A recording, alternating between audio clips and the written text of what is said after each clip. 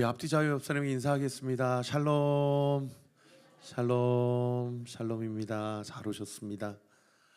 여러분, 이번 주 목금토는 온리교회 개척하고 세 번째 부흥회가 있습니다. 강사 목사님은 김관성 목사님이시고요. 목요일 날 저녁 8시, 금요일 날 저녁 8시, 토요일 날에는 오후 3시와 저녁 7시 반, 이렇게 총 4번에 걸쳐서 우리가 하나님의 말씀을 듣게 됩니다. 여러분, 기도하시고 기대하시고 또 우리 교회는 그냥 부흥 집회 드리지 않고 여러분들이 좀 기도하시면서 이번 집회를 통해서 좀 해결되기를 원하시는 여러 가지 숙제들과 문제들을 좀 헌금 봉투에 쓰셔서 여러분이 드리실 수 있는 만큼 하나님께 예물을 올려드리시고 그렇게 하나님 앞에 믿음 가지고 한번 참석해 보십시오. 시간 하나님께서 놀라우신 은혜와 또 사랑을 우리에게 베풀어 주실 것을 믿습니다. 그리고 내일부터 수요일까지는요, 부흥 집회를 위한 준비 기대회로 저녁 8시에 이 자리에서 또 온라인으로 드려지게 되고, 이번 한 주는 현장 새벽 예배는 없습니다. 그렇게 아시고 월요일부터 수요일까지 준비 기도회, 목요일부터 토요일까지는 부흥 집회로 대체된다라는 것 기대하시고 기도해 주시면 감사하겠습니다. 오늘 제가 카톡창에 조금 더 디테일하게 우리가 무엇을 놓고 부흥회를 준비하면서 기도해야 될지를 올려드렸습니다. 그래서 여러분들 그거 보시고 그냥 읽으시면 됩니다. 그렇게 기도해 주시면 감사하겠고, 그다음에 이제 아까 광고 너무 잘해 주셨는데 우리 교회는 매년 12월에 아직도 연탄을 떼는 그런 주민들이 계세요. 사회적 약자들이 계신데 이번에도 우리가 12월 6일 날 가서 같이 연탄을 좀 배달해 드리려고 그러는데, 배달뿐만 아니라 여러분들이 다 신청하신 분들은 소정의 금액을 좀 내주셔야 됩니다. 그래서 그걸로 우리가 연탄까지 사서 갑니다.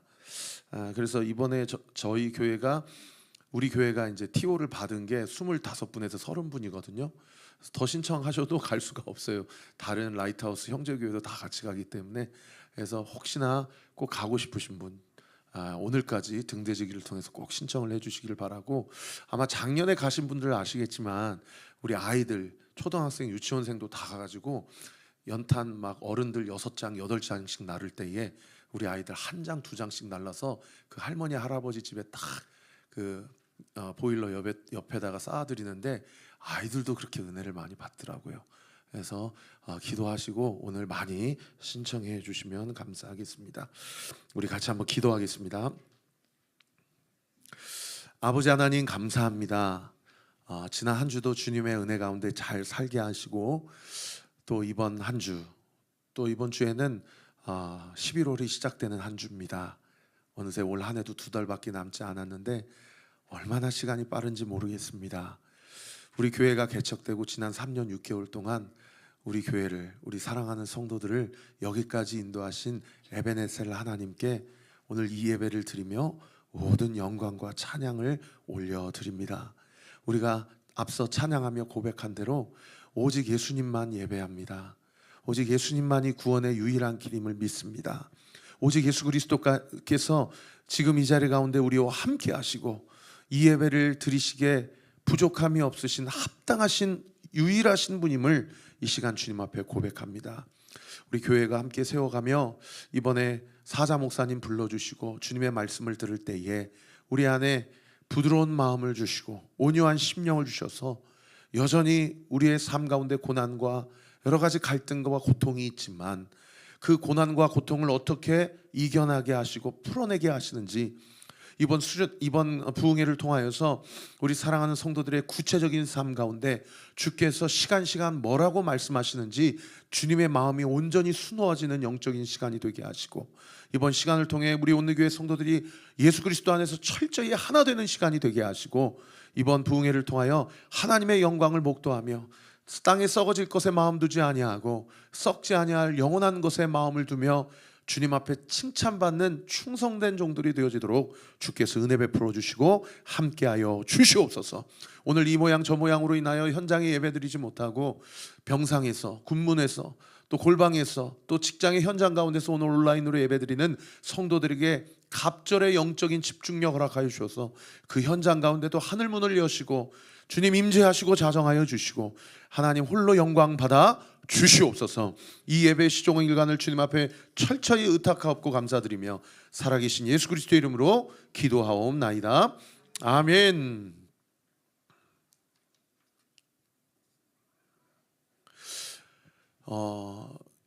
제가 우리 전도팀하고 최근에 이렇게 앞에 나가서 전도를 하면서 전도하면서 이렇게 전도의 실력도 느는 것을 경험을 합니다. 예전에는 그냥 물티슈 하나 쥐어드리면서 이 앞에 빌딩의 꼭대기층에 교회가 있습니다. 여기에 온리교회가 있는데 한번 나와 보십시오. 그렇게 교회를 소개하고 예수님을 믿으라고 권면하는 수준에 그냥 머물렀다고 한다면 최근에는 하나님 저에게 마음을 담대하게 하셔서 다산 주민 여러분, 예수 그리스도께서 여러분의 인생의 행복의 시작입니다. 여러분은 그냥 우연히 존재하는 존재가 아닙니다. 하나님께서 우리 한 사람 한 사람을 만세전 창세전부터 예정하시고 택정하셔서 하나님의 때 우리가 이 땅에 발을 딛고 살아가는 하나님의 형상의 존재로 우리는 예정되었고 창조되었습니다. 그런데 우리 안에 죄가 들어왔습니다. 그래서 하나님과 우리와의 관계가 끊어졌습니다. 우리의 힘으로는 이 죄 문제를 해결할 수 없었을 때에 하나님께서 인간이 되셔서 우리의 모든 죄값을 십자가에서 다 담당하시고 우리를 정결하게 하셨는데 그분이 바로 예수 그리스도이십니다. 그리고 그분은 사망 권세 앞에 죄값을 치른다고 무릎 꿇지 않으시고 약속대로 3일 만에 부활하셨습니다. 그리고 40일 동안 그의 제자들과 함께 하시고 자신이 사망 권세를 이기셨음을 증거하신 후에 하늘로 올라가셔서 지금도 하나님이 되어 주십니다. 그리고 그 하나님께서, 그 예수님께서 지금 다산 주민들 여러분과 함께 계십니다. 그 예수님을 믿고 그분을 영접하는 자에게는 하나님의 자녀가 되는 권세를 주셨습니다. 저와 같이 하나님의 자녀가 되지 않으시겠습니까? 라고 이렇게 막 술술술 나오더라고요. 근데 참 감사한 게 하나님께서, 성령님께서 제 마음을 붙잡아 주시고 제 입술을 주장해 주시는 것을 영적으로 느껴요. 그리고 전도하고 올라오면요, 그렇게 마음의 공허함과 그렇게 마음의 외로움들이 사라지는 것을 경험해요. 날마다 복음을 곱씹고 묵상하고 묵상할 때에 우리의 겉사람은 날로 후패하지만 우리의 속사람은 날로 강건하게 되어지는 것을 삶의 현장 가운데 느끼게 돼요. 사랑하는 성도 여러분, 여러분 마음에 곤고하고 또 마음이 무기력해질 때마다 여러분 복음을 외치십시오. 사람들 앞에 외치기에 아직은 부끄럽다면 자기 자신에게 외치세요. 그리고 자기 옆 사람에 있는 자기 가족들에게 외치시고 내가 사랑하는 사람들에게 복음을 말하세요. 그리고 주변에 있는 사람들에게 복음을 전하는 복음의 통로로 하나님께서 우리를 온전히 세워주실 줄 믿으시기를 예수님의 이름으로 축복합니다. 사람들이 제가 선포하는 복음을 선포할 때에 어떻게 반응하실지 대충 그림이 그려지시죠? 팝콘을 오르러 왔다가 제가 막 선포하니까 그냥 가시는 분도 있고 그래서 그냥 물티슈나 나눠주고 팝콘이나 나눠줄 걸, 괜히 복음을 막 선포하고 괜히 그냥 성경 말씀 구절을 막 암송하나, 그런 생각도 인간적으로는 들어요. 근데 성령께서 자꾸 제 마음 가운데 어떤 마음을 주시냐면, 최 목사야, 네가 그렇게 이야기하고 선포할 때 지나가는 사람들이 다 듣는다, 그런 마음에 감동을 주세요.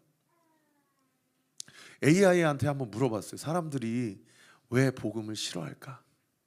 왜 불교가 이야기하는 도, 다른 종교가 이야기하는 도는 이렇게까지 싫어하지 않는데 왜 유독 기독교가 전하는 도와 복음에 대해서는 이렇게까지 싫어하며 증오하며 혐오하며 알러지 반응을 보일까?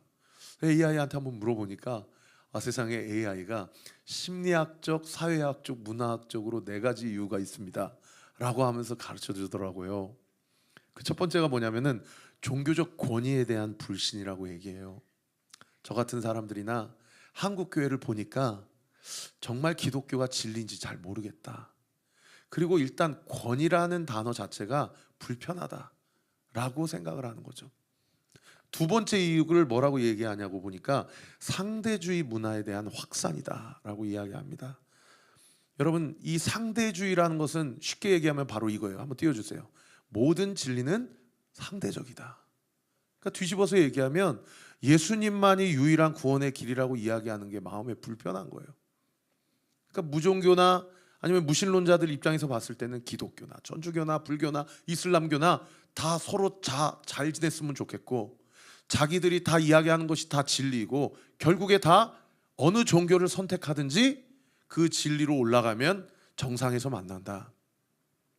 이게 종교 통합주의, 종교 융합주의 아닙니까? 이게 불편한 거예요. 왜요? 기독교는 오직 예수님만 유일한 진리라고 이야기하기 때문에.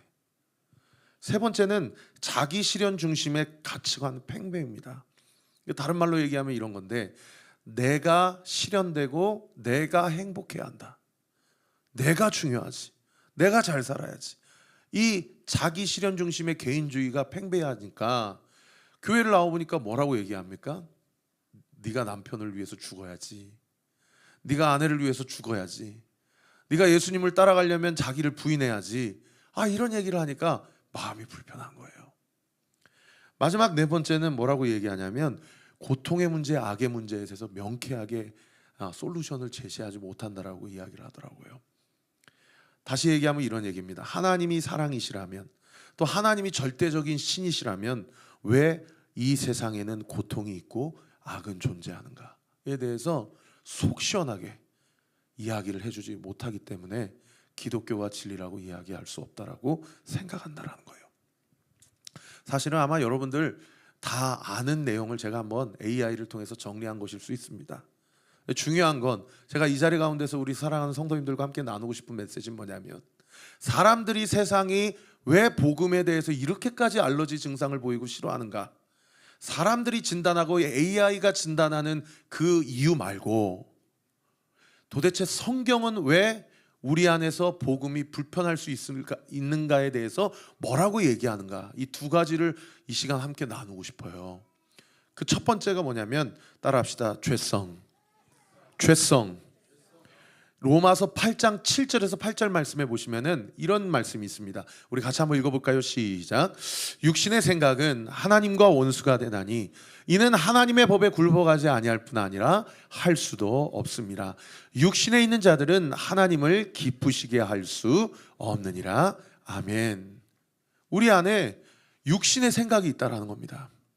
그리고 이 육신의 생각은 하나님의 법, 하나님의 말씀 앞에 굴복하지 아니할 뿐 아니라 할 수도 없다라고 얘기해요. 그래서 우리 안에 육신의 생각으로 가득 찬 사람은 결코 하나님을 기쁘시게 할 수 없다라고 명백하게 진단을 한다라는 거죠. 그러면 이 육신의 생각이 우리 안에 어디에 많이 끼어 있냐? 결국 우리의 생명의 좌소인 마음의 생각에 육신의 생각이 가득 차 있다는 것을 성경이 우리에게 얘기해요. 그걸 죄성이라고 그러는데, 예레미야 17장 9절을 이렇게 얘기합니다. 우리 같이 한번 읽어볼까요? 시작. 만물보다 거짓되고 심히 부패한 것은 마음이라 누가 능히 이를 알리오마는. 여러분, 성경이 우리 마음에 대해서 뭐라고 얘기한다고요? 만물보다, 세상보다도 심히 부패하고 타락한 것이 우리의 마음이라는 거예요. 우리의 마음. 예수님도 뭐라고 하셨어요? 밖에 있는 것이 나를 더럽힐 수 없다. 내 안에 있는 것이 나를 더럽힌다 라고 이야기하지 않았습니까? 이번에 명절에 고향에 내려가서 어머니 아버지랑 예배드리고 어머니가 준비해 주신 맛있는 음식을 먹고 그리고 가족끼리 영화를 보는데 우연히 야당이라는 영화를 보게 됐어요. 보고 후회했어요.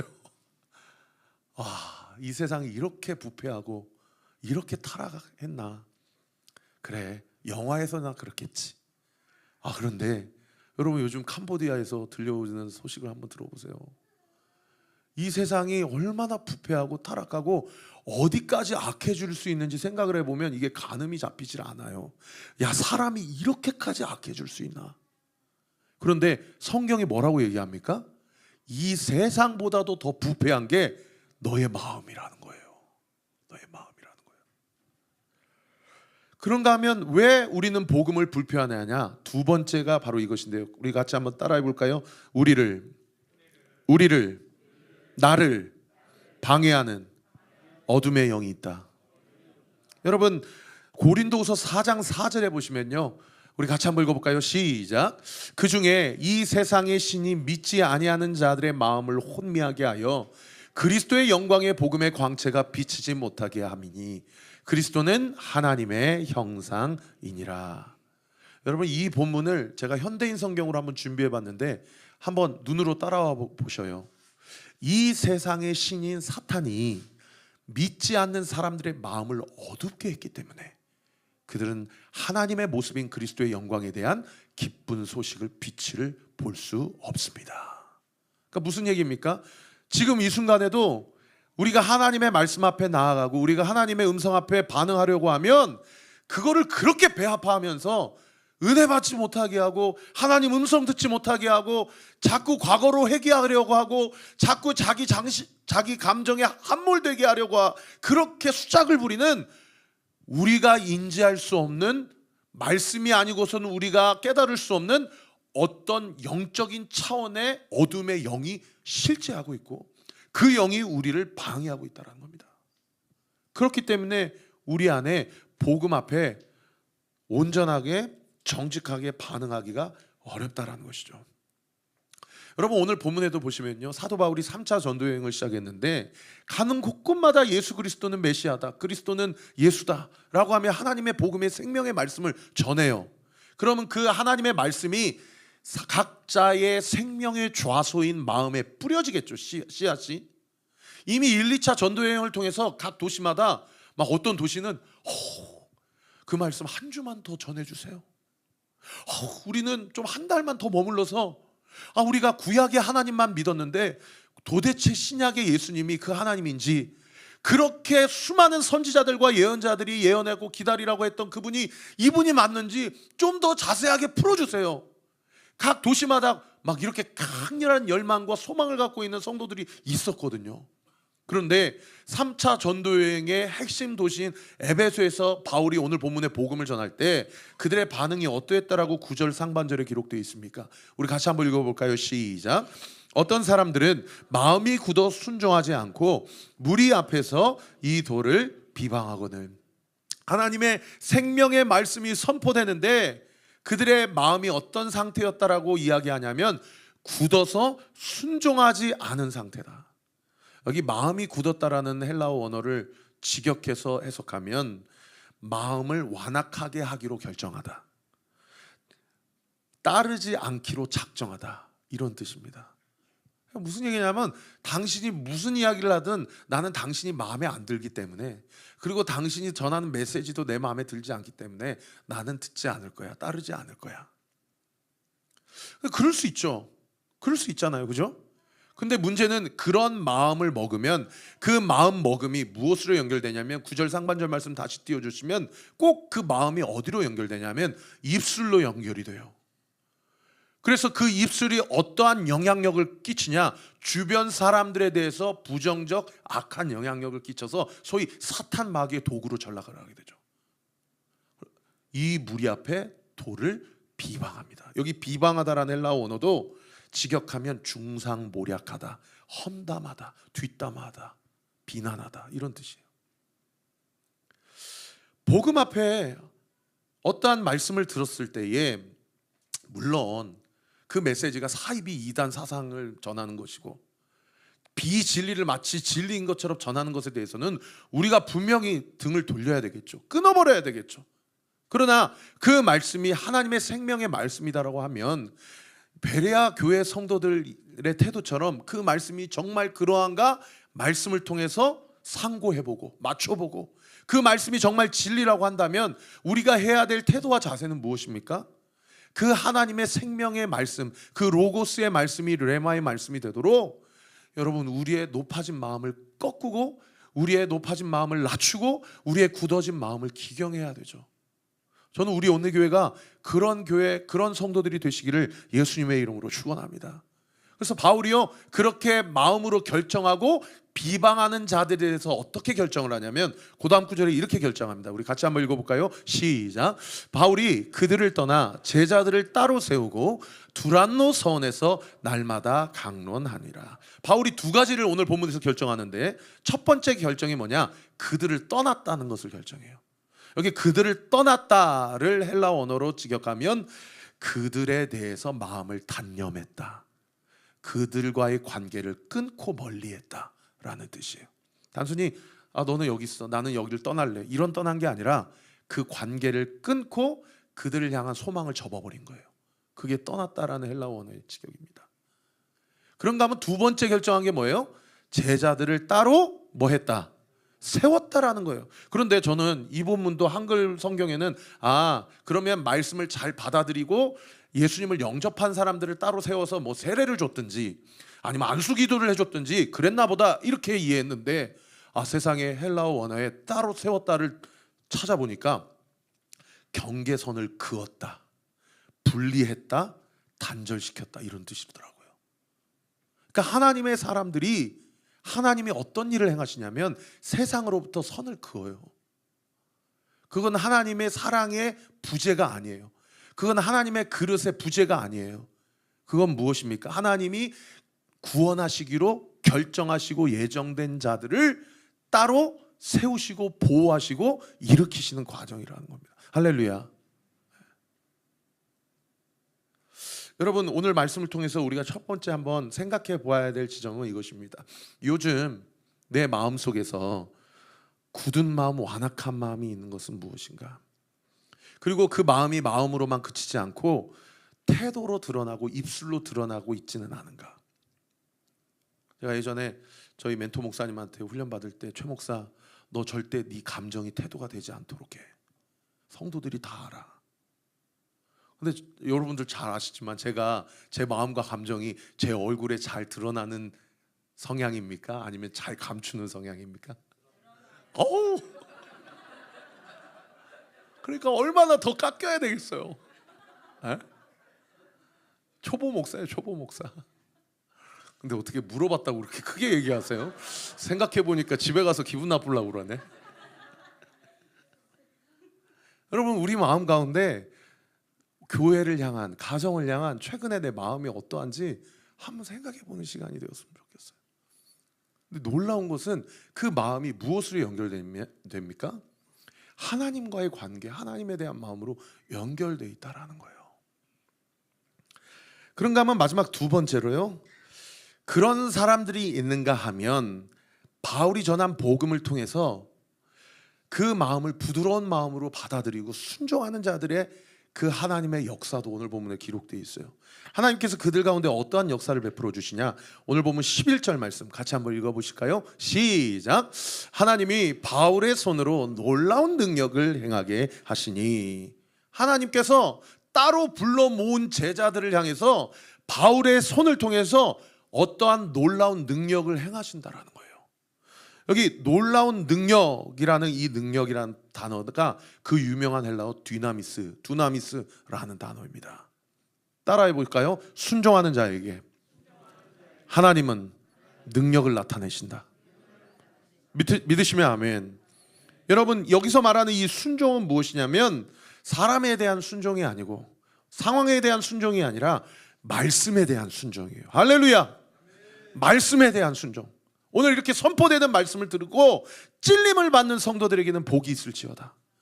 오늘 이 선포되는 말씀을 듣고 위로와 결단을 하는 성도들에게는 복이 있을지어다. 할렐루야. 내 생각을 뒤로 하고 하나님의 말씀과 나를 향한 주님의 생각을 앞세우는 것이, 사실은 먼저는 예배가 하나님이 받으셔야 될 신령과 진정의 예배가 되어야 되지만, 또 이번 한 주를 살아갈 우리에게는 이러한 영적인 작업이 필요해요. 그렇지 않고서는 이번 한 주도 우리는 살아갈 수 있는 힘이 없어요. 이 말씀에 대한 순종을 통해서 결국 하나님은 어떤 일을 행하시느냐? 능력을 나타내십니다. 어떤 능력을 나타내셔요? 우리를 살아나게 하세요. 우리를 일어나게 하세요. 우리를 완전히 소생시켜 주시는 놀라우신 은혜와 능력을 하나님께서 우리의 삶 가운데 베풀어 주신다는 거예요. 여러분, 능력이 필요한 경우가 언제일 것 같으세요? 우리에게 디나미스가 필요한 경우가 언제예요? 아까 제가 말씀드린 대로 사탄 마귀가 은혜 받지 못하도록 자꾸 역사할 때, 뭐 병 고치는 역사, 귀신 떠나가는 역사도 능력이지만 제일 큰 능력은 뭐냐? 우리로 하여금 말씀 앞에 온전히 부복하며 나를 넘어뜨리려고 하는 사탄 마귀를 영적으로 대적할 때, 그때 우리는 무엇이 필요합니까? 디나미스, 하나님의 능력과 하나님의 권세가 필요합니다. 할렐루야. 영접하는 자, 곧 그의 이름을 믿는 자에게는 하나님의 자녀가 되는 무엇을 주셨으니? 권세를 주셨으니. 거기서 그 권세가 헬라어 dynamis예요. 따라합시다. 나는 하나님의 자녀다. 남자들 따라하세요. 나는 하나님의 아들이다. 남자들 따라하세요. 나는 하나님께서 나에게 하나님의 가정을, 하나님의 교회를 맡기셨다. 할렐루야. 여러분, 맡기신 하나님께서 감당할 수 있는 힘과 지혜와 능력을 주시는 줄 믿으시기를 예수님의 이름으로 축원합니다. 여자들 따라하세요. 나는 하나님의 딸이다. 하나님께서 나에게 가정을 맡기시고 삶을 맡기셨다. 나의 기도를 통해 하나님의 나라가 세워지고 하나님의 나라가 확장된다. 하나님은 나에게 그런 권세를 주셨다. 믿으시면 아멘. 여러분, 이 여자 성도님들의 이 기도의 권세, 이 말씀의 권세, 예배의 권세가 얼마나 대단하냐면, 예수님 부활하실 때 여자들이 그 예수님께 수종들므로 말미암아 120명의 제자들이 예수님의 부활을 경험하는 통로로 삼으셨어요. 우리 교회 여자 성도님들은 기도하는 성도들을 하나님께서 특별한 부르심을 가지고 온리교회로 부르셨어요. 믿으시면 아멘. 그리고 우리 교회 성도님들은 특별한 부르심 가운데 가정에서 사회에서 놀라운 하나님의 대사로서의 사명을 감당하도록 하나님이 세우셨어요. 할렐루야. 저는 늘 기도합니다. 우리 여자 성도님들을 통해서 그 가정과 그 회사와 그 직장과 그 사회가 변하는 놀라운 하나님의 대사가 되게 하여 주옵소서. 우리 남자 성도들을 통하여서 그 가정이 온전히 세워지고 하나님의 영광이 나타나는 놀라운 축복의 통로로 사용하여 주시옵소서. 여러분, 두 번째로 순종하는 자에게 어떤 무엇이 나타나냐? 따라합시다. 회복이 나타납니다. 회복이 나타납니다. 오늘 보면 12절 말씀 같이 한번 읽어볼까요? 시작. 심지어 사람들이 바울의 몸에서 손수건이나 앞치마를 가져다가 그 병이 떠나고 악귀도 나가더라. 여러분, 무슨 바울이 손수건이 있고 앞치마가 있어요? 바울이 무슨 전업주부예요? 여기서 말하는 앞치마는 바울이 텐트 메이커로서 자기가 천막 제작을 할 때 썼던 그 앞치마를 이야기해요. 근데 그 앞치마나 손수건을 가져다가 병든 사람이 얹었는데 어떠한 회복이 나타나냐? 병, 육신의 질병이 고침받고 악귀, 영적인 질병이 고침받는 역사가 나타나요. 무엇을 통해서? 바울이 일상의 삶 가운데서 사용했던 그 일상적인 물품을 통해서도 하나님께서 그 역사를 나타낸다는 거예요. 그러면 하나님이 바울을 막 띄워주기 위해서 뭐 손수건이나 앞치마 만진 사람은 막 고침받고 그런 역사가 나타납니까? 아니에요. 여러분, 이 회복의 은혜와 능력이 나타나는 이유는 다른 게 아니에요. 하나님이 누구신지를 바울의 삶을 통해서 드러낸 거예요. 바울이 목회자 이전에 텐트 메이커였다니까요.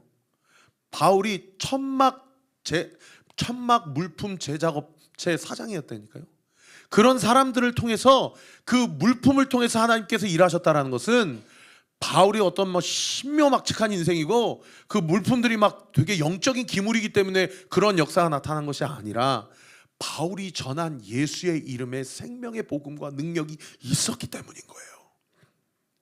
그래서 바울이 철저하게 예수 그리스도를 증언하며 예수 그리스도를 나타낼 때에 여러분, 바울은 예수 그리스도의 이름 앞에 온전한 항복과 회개를 하고 철저히 하나님의 은혜의 복음의 도구로 쓰임 받기를 간절히 열망했을 때 그 바울의 삶이 하나님의 복음을 전하는 삶, 회복의 통로로 온전히 사용되어지는 역사가 나타났다 이것입니다. 할렐루야. 여러분이 가지고 있는 손수건이나 앞치마가 무엇입니까? 여러분이 일하고 있는데 그 현장 가운데서 여러분이 가지고 있는 앞치마나 손수건은 무엇이에요? 어떤 사람은 칼이 될 수도 있고, 어떤 사람은 펜이 될 수도 있고, 어떤 사람은 지휘봉이 될 수도 있고, 어떤 사람은 컴퓨터가 될 수도 있고, 여러분이 일하시는 현장 가운데서 그 물품과 그 삶을 통해서 하나님이 회복을 일으키시길 원하시는데, 그 온전한 회복과 역사는 우리 안에 있는 하나님의 영광의 도구로 쓰임받고자 하는 강렬한 열망과 말씀에 대한 순종이 우리의 삶을 그렇게 하나님의 은혜의 도구, 영광의 도구로 쓰임받게 하게 한다 이 말입니다. 저는 이 마이크가 그런 마이크가 되기를 원합니다. 이 마이크를 대기만 하면 막 질병이 고침받고 막 악신이 떠나고 그러면 제가 능력이 있고 마이크가 능력이 있는 겁니까? 여러분, 이 마이크를 통해 선포되는 하나님의 생명의 말씀이 죽은 자도 살아나게 하시고 병든 자를 고치시는 놀라운 은혜의 능력, 그 능력, 그 dynamis가 자녀된 우리의 아버지 되시는 여호와 하나님, 예수 그리스도 성령 하나님께 온전히 있음을 믿으시기를 예수님의 이름으로 축원합니다. 우리는 그 사명을 감당해야 돼요. 말씀을 정리하면서 우리 진자매가 건반을 좀 반주를 해주시고, 사실 우리 이진 집사님이 몇 주 전에 저한테 오셔서 목사님 저 간증 좀 시켜주세요 그러면서 A4 용지 한 4개를 그냥 친필로 다 쓰셔가지고 사랑하는 남편을 하늘나라로 보내면서 온리교회에 등록하고 자기가 어떤 하나님을 만났는지를 빼곡히 쓰셨더라고요. 지금 우리 배 집사님이 하늘나라 가신 지가 딱 1년 2개월 지났거든요. 여러분, 우리 교회가 1년 2개월 동안 장소가 없어서 주일날 공간을 빌려서 시작한 교회입니다. 그런데 교회 개척하고 1년 2개월이 지난 2023년 4월 1일 날 하나님이 이 장소 주셔서 여기서 첫 번째 예배를 드렸어요. 그리고 많은 성도들로 하여금 은혜를 받게 하시고 회복을 경험하게 하셨습니다. 저는 물론 그 모든 일련의 과정 가운데 우리가 원하는 대로 기도 응답이 안 된 부분이 있을 수 있어요. 아직도 기도하고 기다리는 부분이 있을 수 있습니다. 그러나 그마저도 저는 하나님의 말씀에 대한 순종에 의한 기도의 응답이요 기적임을 이 시간 믿음으로 선포합니다. 그리고 반드시 하나님께서 그러한 기도의 응답을 우리 교회를 통해서 여전히 가정을 세우고 영혼을 살리는 역사를 우리에게 나타내 보여주실 줄 믿습니다. 아멘이십니까? 우리 이진 집사님 오셔서 간증하고 함께 찬양하고 기도하겠습니다. 우리 나오실 때 큰 박수.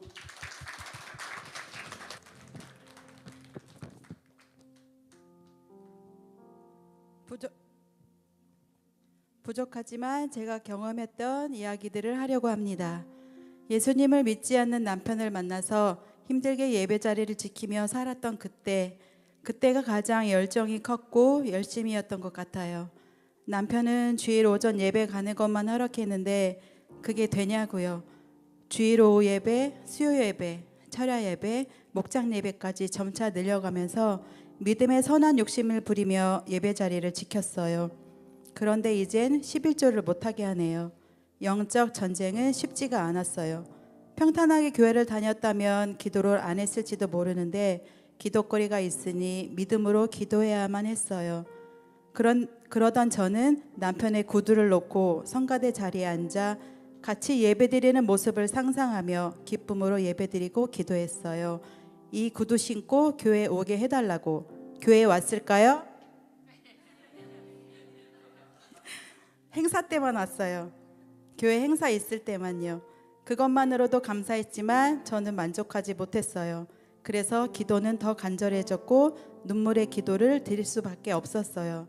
그러다 철야 예배 드리는 어느 날 행사맨이고 11조도 못하게 하는 남편이 악기로 찬양할 거다, 우리 가족이 악기로 찬양하는 찬양단이 될 거다 라는 감동을 주신 거예요. 꿈만 같은 일이죠. 생각만 해도 너무 기분 좋은 사건이고요. 다 같이 읽어볼까요? 너희 안에서 행하시는 이는 하나님이시니 자기의 기쁘신 뜻을 위하여 너희에게 소원을 두고 행하게 하시나니. 빌립보서 2장 13절 말씀을 소원을 주신 분도 하나님이시고 행하게 하신 분도 하나님이시라는 거예요. 그래서 저는 그 소원을 사방팔방 얘기했어요. 이루어질 것을 확실히 믿었으니까요. 또 읽어볼게요. 그들에게 이르기를 여호와의 말씀에 내 삶을 두고 맹세하노라. 너희 말이 내 귀에 들린 대로 내가 너희에게 해랑하리니. 민수기 14장 28절 말씀. 제가 사방팔방 얘기했던 것을 하나님이 들었으니 나에게 행하신대요. 이루어 주신다는 거예요. 완전 확실하죠? 그러면서 저는 하나님이 하시면 됩니다. 하나님이 하시면 쉬워요를 끊임없이 외쳤어요. 먼저 섬겼던 교회 목사님께서 믿음으로 받으셨던 말씀인데 구호가 되어 믿음으로 선포하게 되었던 거예요.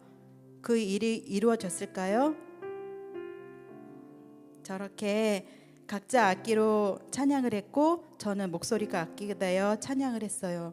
모두 연주가 가능할 때쯤 우리 가족이 각자 악기로 찬양을 올려드렸는데 그때의 감격, 감동은 잊을 수가 없답니다. 남편은 유명한 박치였지만 모두가 인정한 노력으로 하나님의 은혜로 감당할 수 있었고 드럼으로 인해 교회 건축 후 드럼을 헌물로 드리는 놀라운 일도 있었어요. 전적인 하나님의 은혜라고 밖에 고백할 수가 없습니다. 성도님들, 하나님께서 주신 소원이 있으신가요? 그 소원 선포하시고 기도하세요. 아니면 소원이 없으신가요? 기도해 보세요. 하나님께서 소원을 주실 겁니다. 그리고 하나님께서 응답해 주실 겁니다. 남편이 아니면 자녀가 같이 예배드리기를 바라며 기도하신다면 하나님이 하시면 되고 하나님이 하시면 쉬우니까 기도의 끈을 놓지 마세요. 혹시나 기다리다 지치신 분들이나 기도의 끈을 놓아버린 분들 계신가요? 우리 남편은 안 돼, 우리 자녀는 안 돼 하고 절망하지 마세요. 하나님이 하실 일을 내 생각 때문에 가로막지 말고 기대하고 기다리고 기도하시면 하나님의 때에 꼭 응답해 주실 거예요. 진짜예요. 여기까지 제 첫 번째 이야기입니다. 첫 번째가 있으니 두 번째가 있겠죠. 두 번째는 다문화 가정의 목자를 하면서 하나님의 마음, 목사님의 마음을 많이 배웠고 깨달았던 때입니다. 꽃에 물을 주고 사랑을 줘야 잘 자라듯 무한 관심과 무한 사랑을 해야 그분들이 교회 안으로 들어오기에 어렵지가 않았어요. 일주일에 한 번씩은 꼭 전화를 했고 예배드리지 못할 때는 가정에 방문해서 주보도 주고 목사님 설교 말씀 핵심적인 것만 전하면서 관계를 맺었던 것 같아요. 그런데 이 대목에서 우리 담임 목사님 이야기가 빠질 수가 없네요. 남편이 아픈 상태로 온리교회 등록하고 병원 생활만 거의 했는데 매주 수요일이면 삼성병원에 후에는 요한병원까지 몇 달을 오셨던 목사님. 장례를 치른 이후에는 납골당까지 종종 찾아가시는 목사님의 사랑과 열정. 아픈 성도를 향한 목사님의 진한 사랑을 경험하게 되었어요. 다시 기회가 올지 모르겠지만 다문화 가정을 만나게 된다면 그 사랑을 진하게 줘야 할 것 같아요. 여기까지가 두 번째 이야기입니다. 세 번째로 들어가 볼게요. 작년에 남편이 먼저 천국으로 이사 갔던 일입니다. 우리 부부는 참 많이도 싸웠어요. 이혼하니 많이 하면서 말이에요. 그러다 아프기 2년 전부터인가는 약속을 했었어요. 아둥바둥 살지 말자, 행복하게 살자, 부부밖에 없다. 여행도 가면서 잘 살자. 그런데 먼저 주님 품으로 갔으니 얼마나 가슴 찢어지게 아프고 힘든지. 사별의 아픔을 겪어보니 사별의 아픔을 알겠더라고요. 그리고 하나님께서 고아와 가부를 왜 불쌍히 여기셨는지 또한 알 것 같고요. 사람들은 말했어요. 애들 생각해서 빨리 잊어라. 살 빼라. 살 빼서 남자 만나라. 집에 있지 말고 밖에 나가라. 운동해라. 홀로서기 해야 한다 등 전혀 위로가 되지 않는 말들을 했죠. 나를 생각해서 평범하게 할 수 있는 위로였겠지만 차라리 아무 말 안 하는 게 도와주는 느낌이랄까. 그런데 등대 식구들은 기다려주고 들어주고 충분히 애도해라, 충분히 울어라 하는데 깨달았어요. 사별의 아픔이 또 다른 나의 이야기, 나의 경험, 나의 간증이겠구나 하고요. 내가 먼저 겪었으니 이 또한 쓰임 받겠구나 생각했어요. 등대 식구들의 기도와 관심 덕분에 여기까지 올 수 있는 힘이 있었기에 감사드립니다.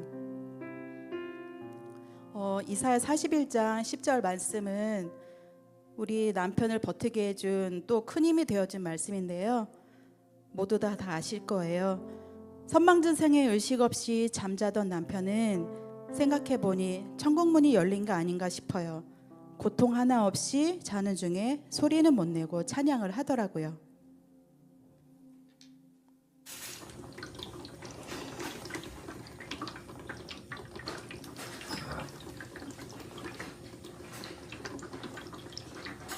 주님 나를 지켜 또 놓쳤네. 나의 산성 주님은 나의 소망 주 나의 힘이 되신 여호와. 은서가 아빠 옆을 지켰을 때 찍었던 영상인데요. 너무 감동적이고 너무 아름다운 찬양이지요. 선망 중에 또 찬양하고 숨이 다하는 그 순간에도 목사님의 찬송을 들으며 천국으로 갔으니 분명 천국에서도 찬양하며 드럼치며 찬양의 자리에 있으면서 행복하게 살 거예요. 주님 품으로 가기 며칠 전에는 선망 상태에서 유언 아닌 유언을 한 남편의 말이 있어요. 은서 성준이를 향해서 교회 가, 예배가 먼저, 아주 짧고 굵게 말했지요. 그리고 성준이에게는 천국에 간다고 확실하게 얘기했어요. 하나님께서 아빠 태어나게 해달라고 태어난 줄 알고 있어. 하나님이 뭐라고 하셨는데? 태어나라고. 태원? 아니, 태어나게 했다고? 말을 할 수 있게끔 해줄 수 있어서 알고 있어. 하나님이 뭘 만드셨는데? 인간을 창조했지. 그치. 사람을 창조하겠지. 아빠는 그걸 믿는 거잖아. 다시 태어나게 해달라고. 다시 태어나게 해달라고? 천국 가는 거지. 그럼 천국 가는 거지. 아빠 천국 가잖아.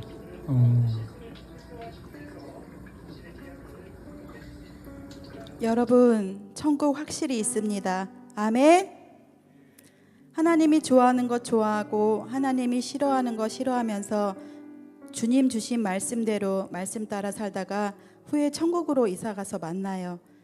그리고 혹시 방학 중이신 분들 계시다면 교회로 나오세요. 예배드리세요. 예배드리고 싶어도 못 드리는 때가 옵니다. 남편이 없어 보니 남편의 그늘이 얼마나 최고인지 절실하게 깨달아요. 아내가 없어도 마찬가지겠지요. 여튼 남편이 최고예요. 속 썩이는 남편 때문에 힘드신가요? 하나님 앞에서 그 모습이 내 모습일 수도 있어요. 아내인 성도님들, 앞으로 결혼할 청년분들, 남편과 아내를 긍휼히 여기고 사랑해 주세요. 서로 있을 때 잘하세요. 후회하지 말고요. 정말 사랑할 시간, 함께할 시간이 짧아요. 서로 탓하지 마시고 이 땅에서 먼저 천국을 이루세요. 알았죠? 저는 요즘 직장도 없고 돈도 없고 몸까지 아파서 불평하라면 산더미겠지만 그거 보지 않고 은혜 속에서 감사히 지내고 있어요.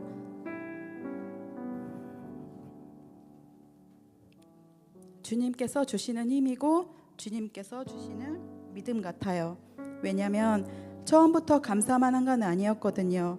매일 울고 속상해하고 서운해하고 자꾸 속이 좁아지려 하기에 등대지기 집사님께 감사할 수 있기를, 큰 그릇이 되기를 기도 요청하고 기도하면서 매일 말씀 읽고 찬양하면서 돌이키려고 했더니 주님께서 주셨던 거예요. 지금 힘드신가요? 성도님들의 고난이 커 보이시나요?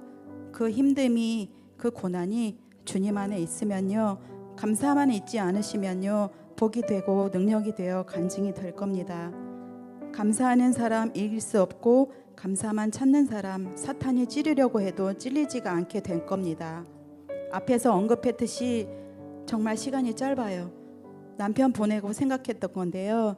제가 60살이면 10년, 70살이면 20년, 80살이면 30년인데 진짜 살 날이 얼마 남지 않았더라고요.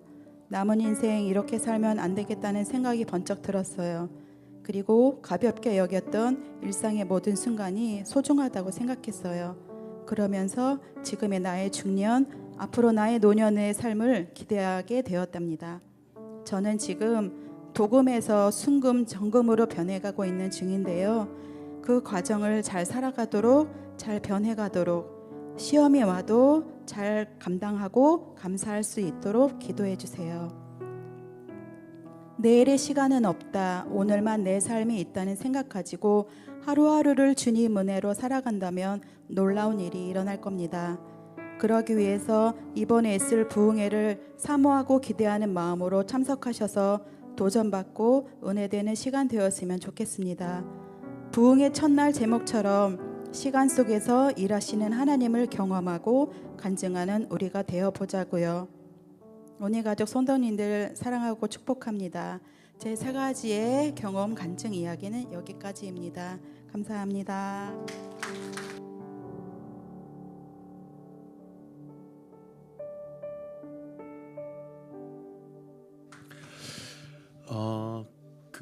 우리 이진 집사님 참 이 고백하기 위해서 1년 2개월이라는 시간이 지났습니다. 그리고 혹시 기억나세요? 아까 그 찬양 할까요? 아무것도 염려하지, 아무것도 두려워하지 말라. 해도 되죠, 집사님? 그 찬양 하다가 작년에 우리 이진 집사님 쓰러지셔가지고 당분간 이 찬양 하지 말아야 되겠다 그랬는데 그 이후로 오늘 처음 하는 것 같네요. 그래서 우리 같이 찬양합시다.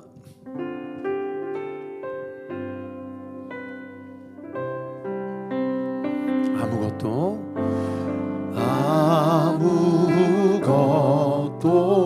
두려워 말라.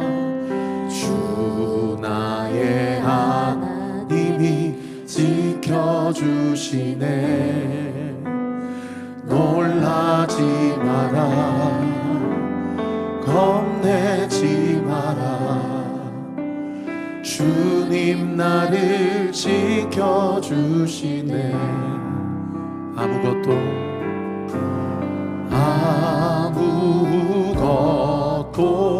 두려워 말라. 주 나의 하나님이 지켜주시네. 아멘 아멘. 놀라지 마라, 겁내지 마라. 주님 나를 지켜주시네.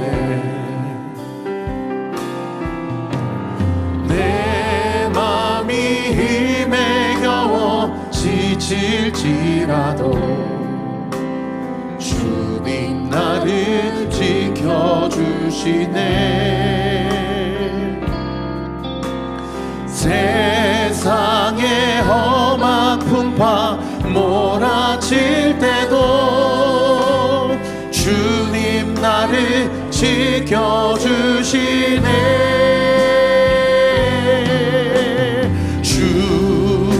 주님은 나의 산성, 주님은 나의 요새, 주님은 나의 소망, 나의 힘이 되신 여호와. 내 맘이 힘에 겨워, 내 맘이 힘에 겨워 지칠지라도 주님 나를 지켜주시네. 세상의 험한 풍파, 세상의 험한 풍파 몰아칠 때도 주님 나를 지켜주시네.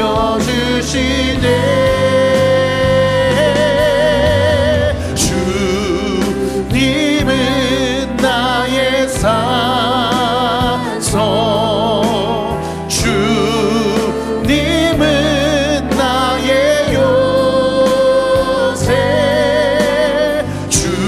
주님은 나의 소망, 나의 힘이 되신.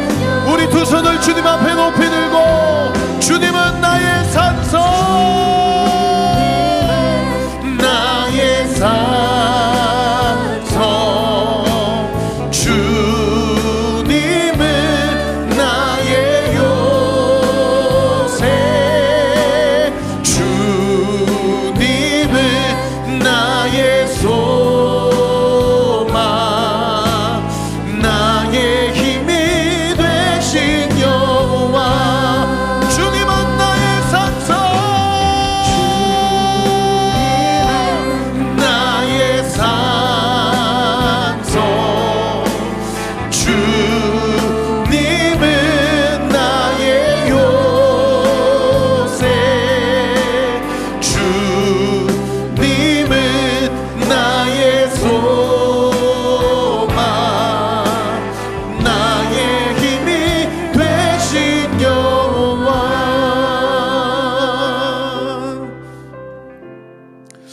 집사님 간증 들으면서 저는 이 부분이 제일 마음에 감동이 되었습니다.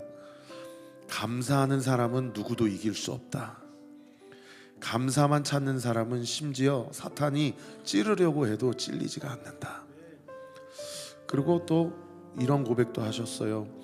내 인생은 도금이었지만, 그래서 밖으로는 마치 무엇인가 된 것 같고 부족함이 없는 것 같지만, 여러분 도금은 안에는 금이 아니지 않습니까?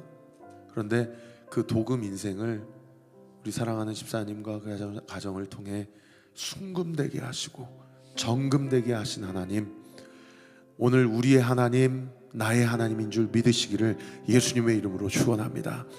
여러분 이번 부흥회 때 그냥 부흥회 하는구나 하고 그냥 그렇게 지나치지 마시고요, 한번 목사님 얘기 듣고 순종하고 정말 기대하는 마음, 기도하는 마음으로 한번 참석해 보세요.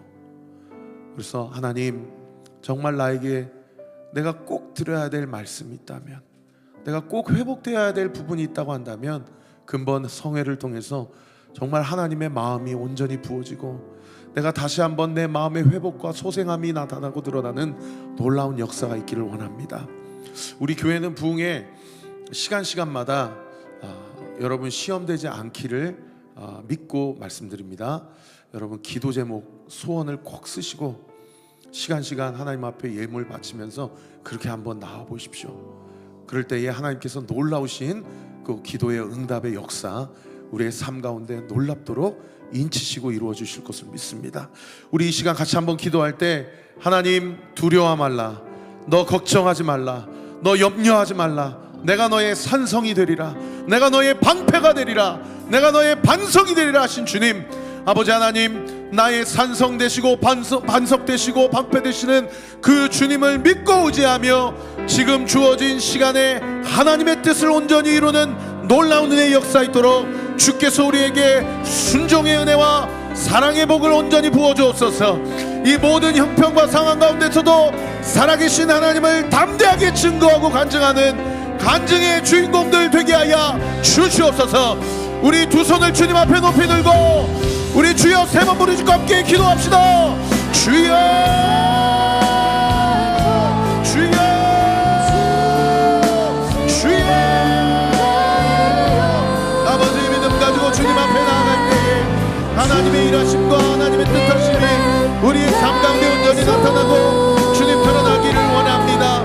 주님 함께하여 주시고 주님 인도하여 주시옵소서. 우리의 마음을 주장하여 주시고 아버지, 우리가 감사를 결단하고 순종함을 결단할 때에 하나님의 놀라우신 은혜와 능력이 우리의 삶 가운데 온전히 나타나고 드러나는 놀라운 기적의 역사, 구원의 역사가 있도록 주께서 은혜 베풀어 주시고 주님 함께하여 주시옵소서.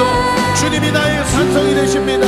주님이 나의 요새가 되십니다. 주님이 나의 방패가 되십니다. 주님 믿음 가지고 주님 앞에 나아갈 때에 하나님의 놀라우신 은혜와 능력이 우리의 삶 가운데 온전히 부어지고 나타나도록 주 성령께서 기름 부어주시고 주님 함께하여 주시옵소서.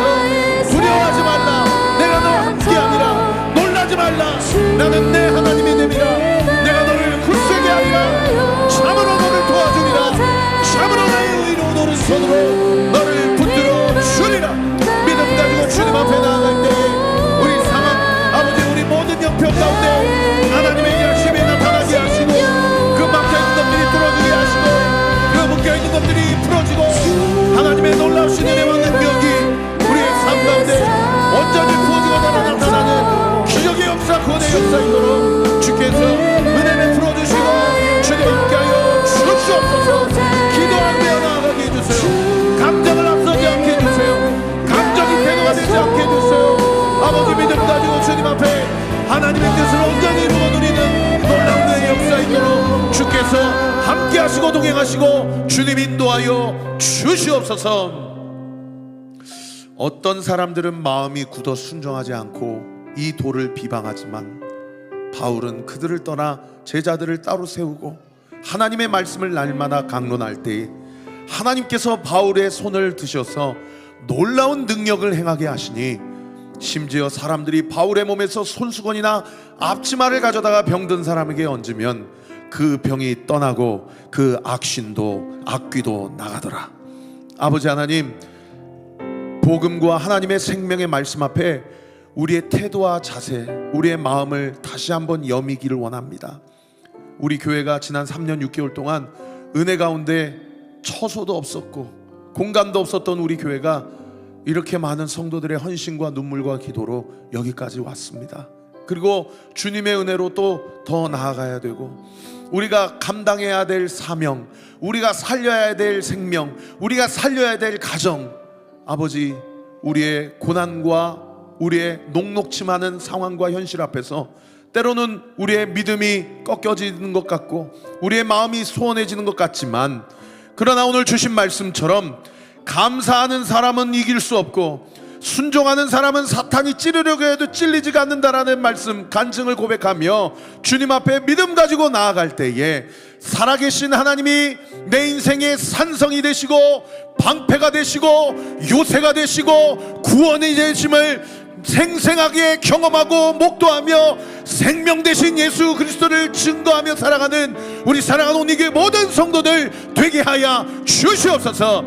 내가 이 시간 예수의 이름으로 명하노니 우리 사랑하는 성도들의 아버지 하나님, 그 모든 앞뒤가 꽉 막힌 것 같은 그 상황과 형편 가운데서도 생명의 말씀과 구원의 능력이 우리 사랑하는 성도들의 구체적인 삶 가운데 드러나고 나타나게 될 주여다. 일어나게 될 주여다. 살아나게 될 주여다. 털털 털고 다시 한번 회복되게 될 주여다. 근본 가을 부흥회를 위해 기도합니다. 사자 목사님을 영육간에 강건하게 하셔서 아버지, 그 아들의 모든 생각과 마음을 십자가 앞에 다 못 박혀 생명의 도구로만 온전히 사용하여 주시고, 그 선포되어지는 생명의 씨앗이 부드러운 마음을 가지고 근본 집회에 참석하는 성도들의 마음밭에 온전히 뿌려져서 30배, 60배, 100배의 열매를 맺는 놀라운 은혜의 역사가 있도록 주께서 은혜 베풀어 주시고 함께하여 주시옵소서. 마음을 다하여 소원함을 가지고 기도 제목을 가지고 하나님 앞에 예물을 바치며 빈손으로 나오지 아니하고 하나님 앞에 마음을 바치고 간구하고 부르짖는 심령의 기도와 간구를 우리 주님께서 결코 외면치 않으시고 반드시 응답해 주실 것을 믿습니다. 그 믿음 가지고 승리하며 나아가는 우리 사랑하는 온리교회 모든 성도들 되게 하여 주시옵소서. 일하시고 함께 하실 주님께 모든 영광 찬양 올려드리며 살아계신 우리 구주 예수 그리스도의 이름으로 기도하옵나이다. 아멘. 우리 주님께 영광과 감사의 박수 올려드리겠습니다. 할렐루야. 주님을 찬양합니다. 주님 우리의 믿음을 받으시고 주님이 우리의 믿음 위에 믿음대로 행하시고 주님 일하시고 함께하여 주시옵소서. 할렐루야. 할렐루야. 할렐루야. 아멘. 우리 다 같이 자리에서 일어나셔서 공동체 고백하고 축도함으로 예배를 마치겠습니다. 시작. 주님은 빛이십니다. 저희도 어두운 세상에 빛이 되게 하소서. 사회와 교회의 한 줄기 빛을 비추는 공동체 되게 하소서. 주여, 나의 마음과 몸을 주님께 드립니다. 나에게 주어진 것이 내 것이 아님을 깨닫게 하시고 헌신하여 이 땅에 하나님 나라를 이루게 하소서. 주님은 우리의 목자이십니다. 양이 목자를 떠나 살 수 없듯이 우리도 주님을 떠나 살 수 없습니다. 주님께 순종하는 삶이 가장 안전하고 완전한 삶입니다. 이제 세상으로 나아가 예수 그리스도의 주인 되심을 선포하는 삶이 되게 하소서. 아멘. 이제는 우리 구주 예수 그리스도의 은혜와 하나님의 사랑과 성령 하나님의 위로교통 충만하심이 순종하는 자에게 능력이 나타나고 감사하는 자에게 회복이 나타난다는 오늘 이 말씀을 마음에 품고 이번 한 주도 또 남은 두 달도 우리의 평생의 삶도 주님 오시는 그날까지 감사를 결단하고 순종을 결단함으로 하나님이 나의 인생과 우리의 가정과 이 교회와 이 시대와 이 민족과 이 나라를 우리의 작지만 소중한 헌신과 순종을 통해서 어떻게 하나님의 나라를 확장시키실지를 목도하며 경험하며 기대하며 결단하며 살아가기로 소망하는 우리 사랑하는 온리교회 모든 성도들 머리 위에, 이들의 모든 가정과 자녀 위에, 일정 위에, 모든 주의 오시는 그날까지의 앞날과 미래와 진로 위에 지금부터 영원토록 함께 하시기를 간절히 축원하옵나이다. 아멘.